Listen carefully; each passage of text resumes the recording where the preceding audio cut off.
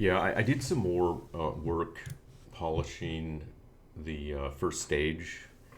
So one of the things that I didn't like, I'm bringing up an old version here. One of the things that I didn't like was the idea was to allow players to interrupt damned at the beginning of the game. But the thing is, it just didn't really make sense because it's like you'd start and then you'd interrupt, and it would basically kill damned.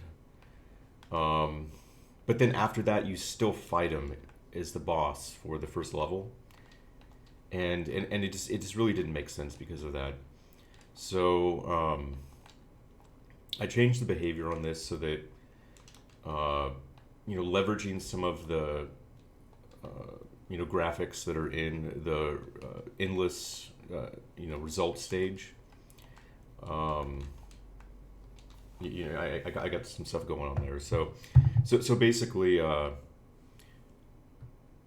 the endless results stage, I have those graphics that I composited, with Blanca's sprites from Street Fighter Two, and let me just bring this up.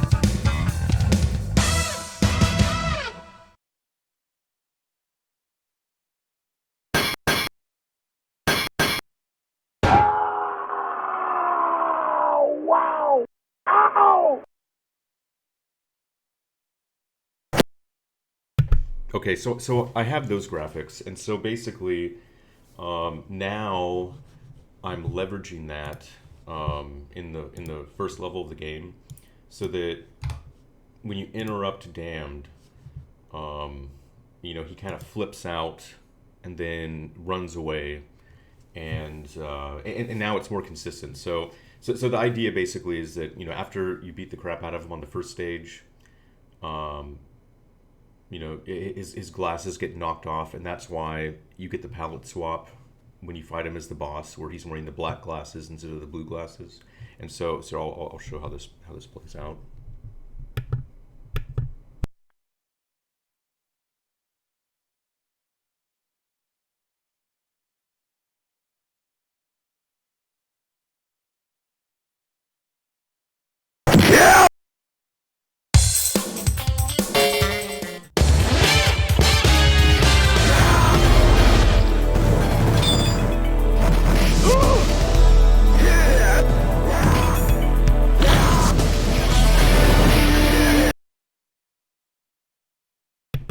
Yeah, so now you can see there. So basically now he wigs out, um, and you can also follow him and see him, like run down the stairs and everything. But now at least it makes more sense where at least you don't like kill damned on the first level, and so it makes sense that you fight him on the third stage again. So that's just a minor thing that was put in there. The other thing that's more interesting actually is I did a lot of polishing on Slash and Axel, and so I redesigned the way blocking works for these characters. And before, the behavior was kind of weird, where you'd press a button and they'd block for a brief window, and so you basically kind of like want to time it. But the thing is, the characters were actually pretty weak, um, and it just wasn't really working out from there. I mean, basically, like if I can't beat the game without dying, I'm basically buffing the characters. But so in any case, now the new blocking behavior is if you hold down the special attack button, they just stay blocking. And also, see this frame of animation? I composited the top of this sprite with another frame of animation to actually give Axel and Slash unique jumping animations. And the reason I did this is because when you're in midair and you do an air block, I wanted to be able to differentiate between just jumping and air blocking. So you'll notice now that, like when you jump, he has that frame, right? But when you jump and then hold block in the air, see, it switches to his block. So you can actually tell in that case that you're blocking. So it's a pretty major buff to the characters, because essentially, other than being like grabbed, they have some pretty good survivability when they're surrounded by large groups. And so even if like a bunch of enemies surround them, there are enough invincibility frames on their dashing attacks where even if you have like a bunch of people all over you, you can just kind of like keep holding down the block.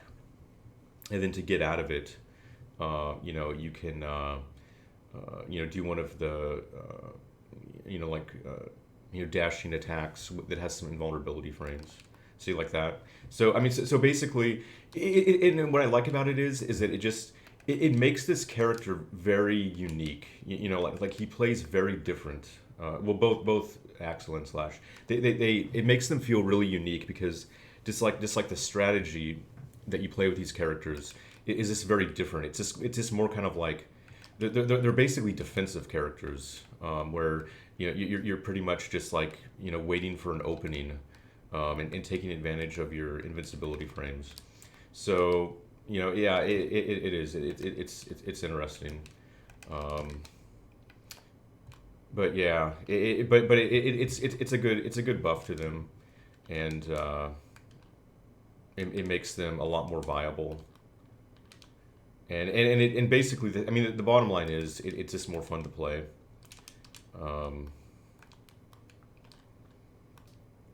But yeah, that's and also there have been like a lot of other changes too. But yeah, so yeah, that's basically what I'm doing. I'm just kind of going through everything and just really trying to make sure that all of the characters are at least somewhat viable. And just kind of just tying up all the loose ends, making sure that everything in the game is really polished and makes sense. The funny thing is, going through and like adjusting the like the damned intro, it actually opened like a big can of worms, because it kind of made the you also notice too that I basically had to make damned. You can see. Oh, you can't see when I pause it. But if you look at the top left, you can see how he doesn't have an energy bar, because actually, damned is invincible effectively on this first stage, because I want to be able to keep him, on the stage until he can run off. But yeah, it's and I also had to put in some additional logic too, where depending on how he got knocked around, like where he was in the level,